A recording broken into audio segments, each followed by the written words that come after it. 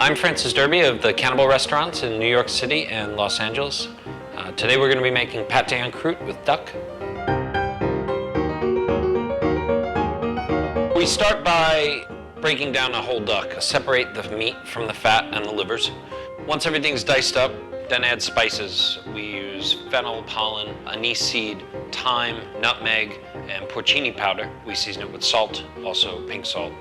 After the meat's tossed with the spices, we get the meat really cold. It's important to keep the meat cold before you grind it. Pass it through the meat grinder into a bowl over ice. We dice up the onions, we dice up the mushrooms. We fold them all together until they're nice and incorporated. While all that's done, cooling in the fridge and keeping it nice and cold, we roll out the dough. You want to roll out 2 sheets of dough, 2/3 for the bottom part and 1/3 for the top part.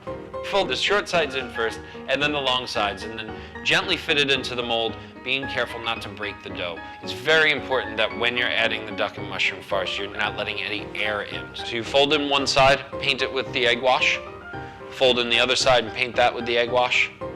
Egg wash the entire top of the mold, and then fit that last piece on top.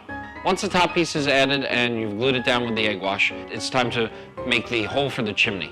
We cook it at 350 degrees in a still oven or a very low fan convection oven until the internal temperature reaches 155 degrees. You can go into the refrigerator until it's totally cool in the center, and then it's time to add the gel. The pâté, when it's baked, shrinks. You lose some of the weight and the dough rises, so there's an air pocket between the top of the pâté and the ceiling or the top of the dough. So you basically are just filling that void with a flavored gelatin. For this pâté, this time of year, we're using a cranberry mostarda. Anything you pair, whether it's a mustard or a fruit jam, it can be anything seasonal, really.